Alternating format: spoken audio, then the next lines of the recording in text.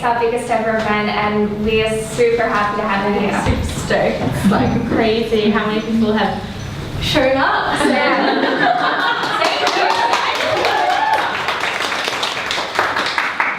We're just going to start with some introductions. If you guys don't know, I'm Alex. And I'm Sarah. We run the Way Room together. So this is our 6th time hosting an event about books in general. The other times have been picnics, so this is the first time I've had so many authors and authors in general showing up. So yeah, it's pretty exciting. Thank you so much for coming. Thank you for having us. First author on my left here is Danielle Binks. Danielle Binks submitted a story and edited Begin Dead Begin. So Danielle is an editor, book blogger, literary agent and youth literature activist. Did I say that right? That's the one. The short story Love of YA Anthology is the first book publication and marks her emerging voice in the Australian YA landscape.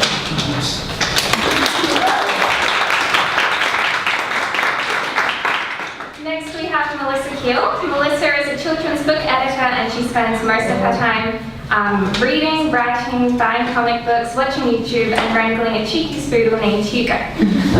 Her debut writing novel, Life in Outer Space, was the winner of the 2013 Alpha Sam Project and has been shortlisted for the Prime Minister's Literary Award, the CBCA Book of the Year for older readers, and the Gold Inky. Incredible Adventures of Cinnamon Girl, and The Secret Science of Magic are out now.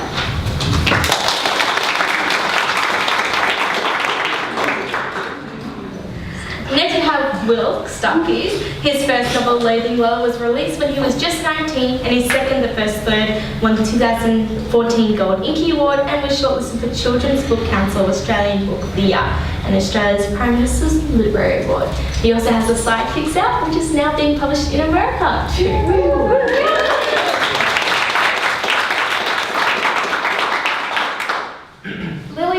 Is the author of 10 books, including Scatterheart and Pink. She established Inside a Dog, the Inky Awards, and the Inky's Creative Reading Prize at the Centre for Youth Literature at the State Library of Victoria.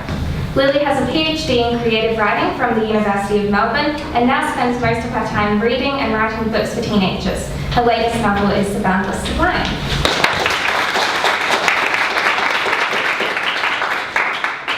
Next we have Michael Pryor. Michael Pryor has published more than 25 fantasy books and over 40 short stories, from literary fiction to science fiction to slapstick humour. Michael has been shortlisted 6 times for the RLS Awards, has been nominated for the Daytona Award, and 6 of his books have been CBCA notable books, including 3 books in the Laws of Magic Science. His Gap Year in Ghost Town is being released soon.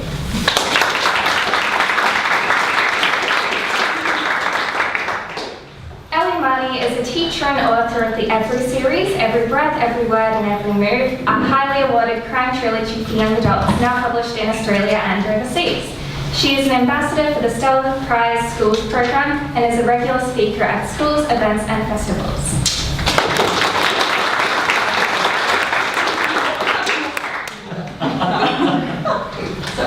So, welcome to our little book club. It was little when we started. So first of all, we want to know what you're reading at the moment.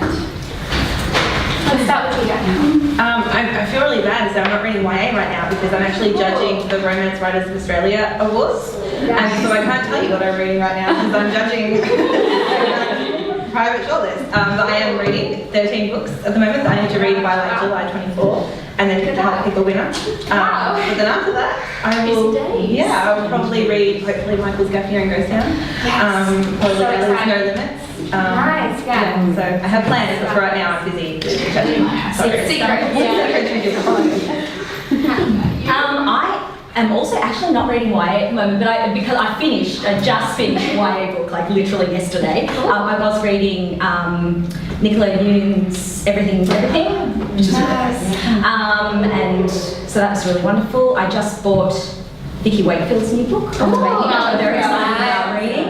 And I've got a couple of books on the go. I'm reading a non-fiction book, collection of essays by Rebecca Solnit. I finished this project, which is amazing. And a Sarah Waters book, which I'm almost finished. I normally have like a few different things on the go. Yeah, nice. Mine's kind of cheating. I just finished a reread. I know, like, well, it's. I just finished Siobhan Plause's Frankie. I read that so this year, good. my heart. Yeah, Loved it's it. one that you want to reread a few times. Yeah. What about you? I'm reading Nikki Wakefield's new book. It's amazing. And I'm also reading something else that I can't talk about because it's for research for a secret new project. Exciting. I have this thing, I can't read what I'm writing in the area that Yeah. I'm writing. So I'm really heavily right at the end of my latest book, and so I can't read YA at the moment. So I've got this other thing. I'm going to Scotland later in the year. Before I go to a place, I read books that are set in that place, and not guidebooks. I want popular fiction, contemporary fiction, historical fiction set in the place. It's just a nice way of getting a feel for it without being lectured about. Yeah, for sure. And so I go to Scotland, I'm going to spend a lot of time in Edinburgh, so I'm reading some Inspector Rebus detective stories. Yeah, and I'm getting killed everywhere. Those are the best kind of books. But it is Edinburgh. Have a great time in Scotland. Yeah, so that's what I'm reading. I'll recommend some books for you. Well, recommendations. I just finished Lord of Shadows by Cassandra Clare. And then went back and then had to read like every single Shadowhunter book that I read. So yeah, I'm still completely heartbroken and shattered. And I'm also reading I Crawl Through It by A.S. King. So Amazing that one up speaker. Seeking Matters. Yeah. She's so amazing. I mean, I've read a lot of her stuff before. She's really talented. Amazing. Alright. We want to know what's the best part of writing an anthology? Do you have a favourite part? Like everything. Yeah, I mean, I think considering this was my first publication anywhere, I think I'm now getting way too used to having 9 other authors come everywhere with me of the promotion. So I think, you know, if I'm ever out on my lonesome, I'll feel like I've got a few limbs missing. So I think it's just being with these guys. I mean, like, this is the fun part now, getting to talk about it and getting to hang out with everyone is so much fun. And like we were just saying, there's so many of you here, and that's wonderful. There's so many of us here, and that's part of the glory of Love Wars YA is proximity. Is you can actually come and like listen to the authors and hear them talk, and hopefully be saying interesting things. Always interesting. No, so for me, it was just working with everyone and having the 9 backup singers. Waiting for it. Well, on to the next. Yeah, totally. No, I agree. I mean, apart from, you know, putting aside the writing bit, the launch was really fun. I have to say, I find my launches really terrifying and nerve-wracking. At any sort of event where I'm the centre of attention, I find myself kind of, you know, in this sort of state of panic for like a week leading up to it. But hanging out and being able to be there and share the load with other people was really fun. We can all agree though that the magician at your launch was the center of the party. Yeah, totally. Yeah, totally. I was really sad that I didn't get to see many of his tricks because, you know, I had to go and do other things. But it was so cool. Yeah. No, Please definitely. have magicians at Every launch. Well, at our launch, we also had cake, and the cake was really good. It was by Cakes and Madness, and it was Yeah, the cake was so magicians and cakes at all launches from now. So it was at the bar. Cake magician. So A magician jumping out of cake. Yeah. just reaching into his arm, like sleeve, and just pulling out cake. For me, it'd have to be sort of. It felt like there was less at risk if I wanted to try something different. So for me, I'm very like, oh, you know, I'll write contemporary realism, but for this, I was like, you know what, I want to stretch myself a bit and write something a little differently. So I got to sort of dabble in spec fic and be like, okay, someone else can write the super serious contemporary story. So I felt like there was more freedom to try something out. But with that freedom, was there ever the fear that, you know, your story could have been the one where everyone's like, oh, didn't really like that one? That's half of the course of being a writer. Like, my story was going to be the crappiest one. Everyone's going to hate me. we all that have that amplified voice. in Anthology? Yeah. And that's what motivates us to Yeah. just write better. And I went into this going, oh, I hope I'm the best. You're the girl say. But then I read through it and I'm like, We're all the best. a different bits where I'm like, I wish I wrote that, or that's really great, and we all lift each other up, and there's something really remarkable in each of the stories. So Yeah. I'm glad I'm not the best, because I get to share it with 9 other people who I'm fans of their solo work, and it's Yeah, just exactly. Runner up. Second. There are no runner-ups. It's that Mean Girls moment. I'm like, You get to go. You get to go. Yeah. that's what this was. If we had to encapsulate the moment as Mean Girls. All the fun things. Well, Will's done my answer. Because I also used the anthology to try something a bit new, and I had the crushing fear that because we didn't read each other's stories until we got the first set of proof, so we finished our story and sent it off, and it was a done deal before we got to see what everybody else had written about. And Danielle's the only one who didn't have to do that. So I did have the crumbling fear because I knew how good they all were. But yeah, so my favourite part was getting that first proof and getting to read everyone else's story and going, oh my god, okay, so mine is, I think it's alright, I think it seems to fit, it doesn't stand out in a weird way, and oh my god, all these other stories are so amazing, and I really enjoyed that part. What you said just got me thinking, what if there was 2 stories that were really, really similar? Just by chance, what would you do? Then we Would you fire the tell editor. Would you tell someone to change it? And Yeah. how would you decide which person to change it? Pick that It's like Ultra Friend Survivor. Just, Exactly. Yeah, I would have had to put them into a cage and said, just deal it out.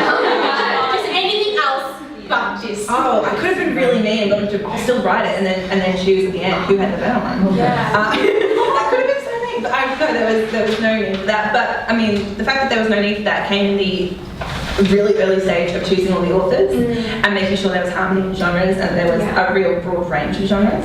So that came in the really, really early stage to make sure that there would be not too much crossover, not too much contemporary, not too much sci-fi, not too much surrealism or anything. So A couple of things about that. You try to get your story in first. I'm going to stake out my territory, then if Johnny come my way.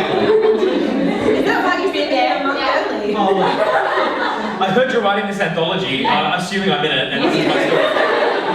yeah, you've got to make assumptions. Whenever I'm asked to contribute to an anthology or a collection like that, I tend to overanalyse things. I tend to double think. Now, I want to stand out, but in a good way. So, now I've no idea who could she possibly ask to be. And now I'll try to write something that is different from everybody else, make it stand out. And so that's why I wrote science fiction before I realised Amy Kaufman. Yeah, but hey, we're different. You're like, Amy, I've copyrighted science fiction from now on. You can't write. Nothing. That's my thing. Because, you don't cancel it. That's it. But then, it just goes to show, and we get the proofs that we're doing the same sort of thing, but completely different, because we're different. And that's the beauty of an anthology. It's the range of voices. And we keep saying it, there's something for everyone in this book. Lovely. I mean, I was really happy to be able to go back to short stories because I started with short stories. And I mean, I know a lot of writers do, and so it was really, it was like, oh my god, thank God I don't have to write 235 pages. Yay! And also, the weight's not just on you, if my story's a complete dud, then you've got all these other ones. So yeah, you're not the sole kind of responsibility for making sure that the whole thing stays up in the air, and which was really nice. And I've been wanting to write that story for ages. In fact, people have been asking me about it, and it was like, when you rang and said, here's an opportunity to write a short story on anything you like, and I was like, yes! Thank God! So yeah. So did you guys read many short story collections before writing it? And did you feel like you had to, do any research? I always read short stories. I love short stories. I love Karen Russell. In particular, she's one of my favourite short story writers. Kelly Link. Margot Lanigan. Margot Lanigan. Oh my gosh, Margot Lanigan. She's amazing. Oh my god. Always go backwards and forwards from novels and short stories. Short stories are terrific. I don't read many short stories. Maybe I should get one. You should. Yeah.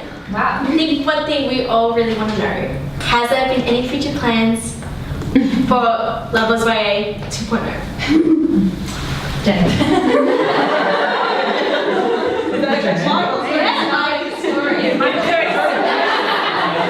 What time is it now? Who's the next 10? What happens now? Oh, wow. Another one? Do you know what? Select the winner and they get a.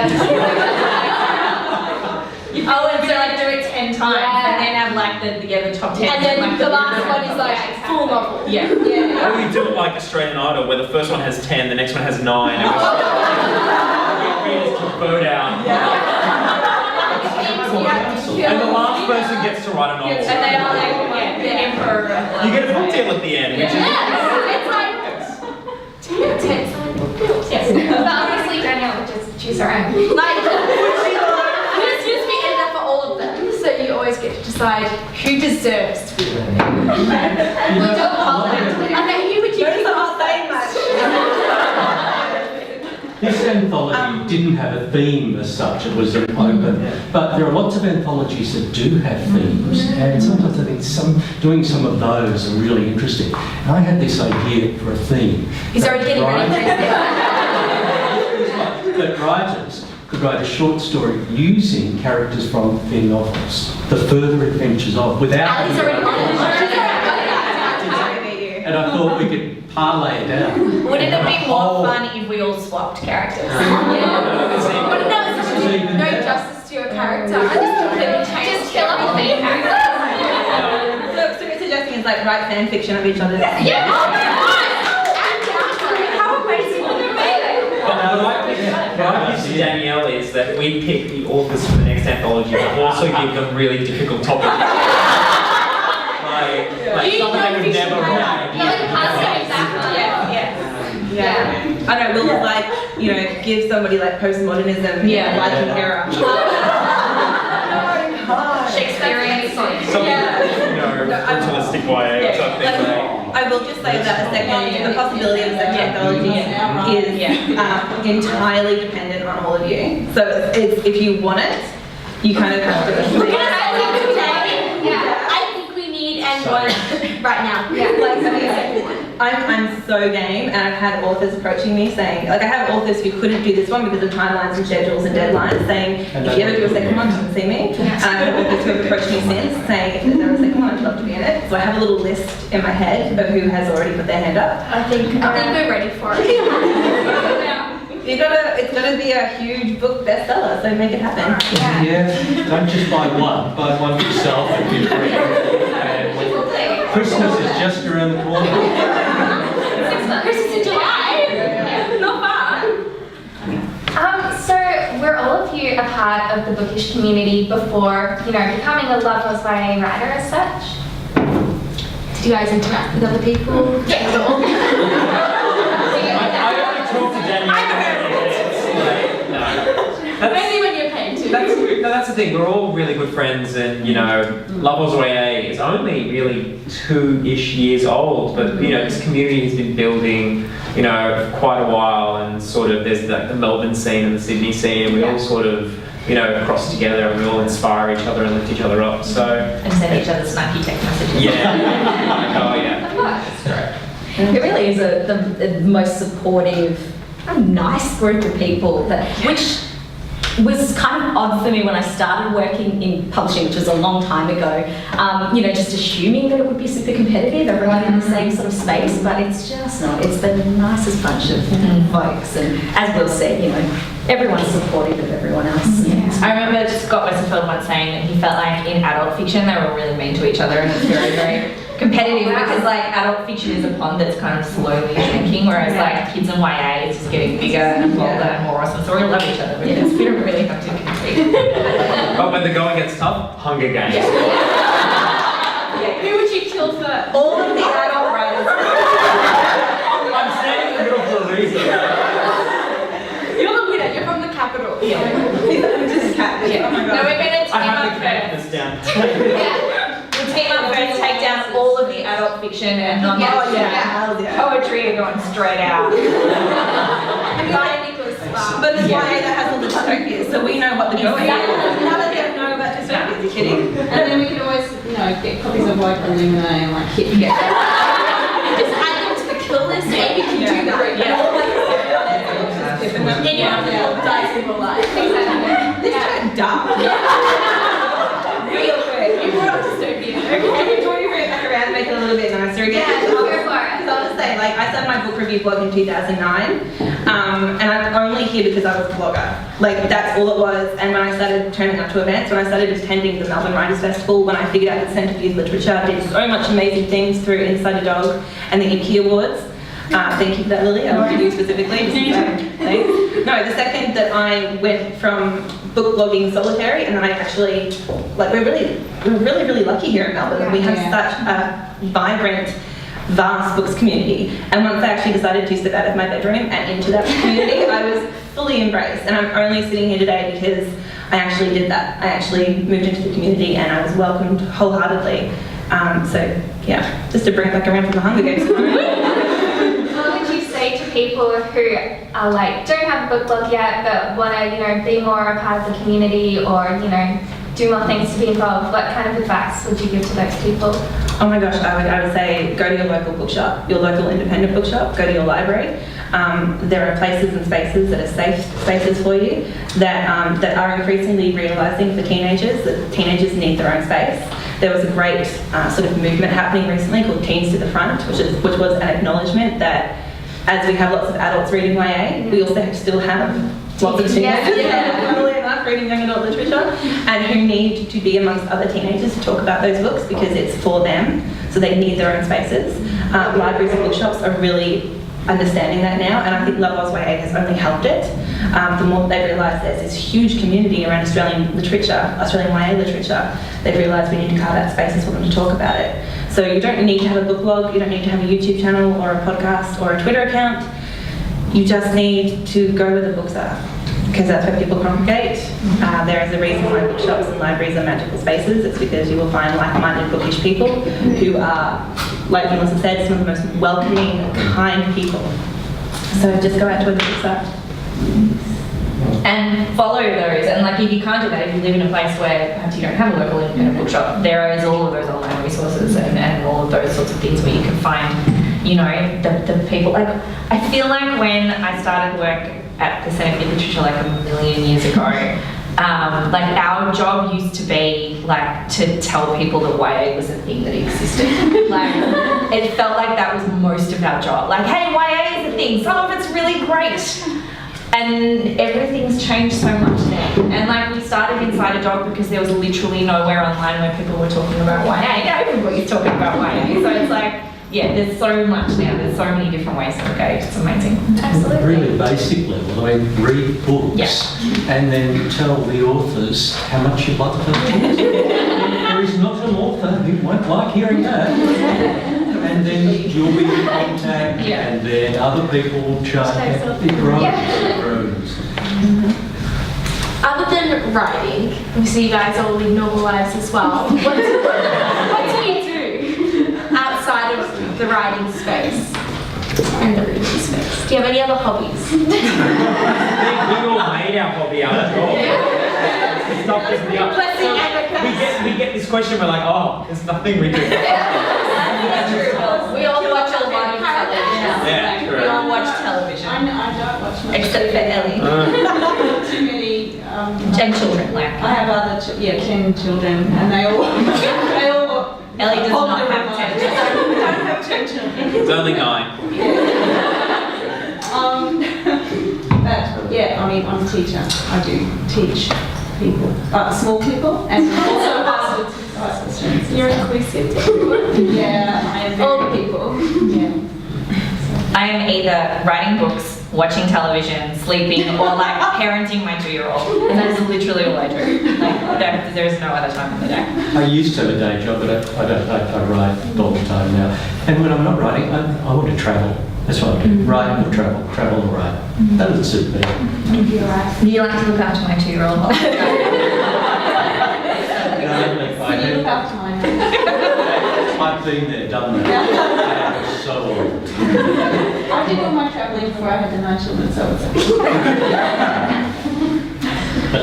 So we'd also like to know a bit about your publishing journeys and how you actually got books out into the world. So To the wild. To our hands. What happened?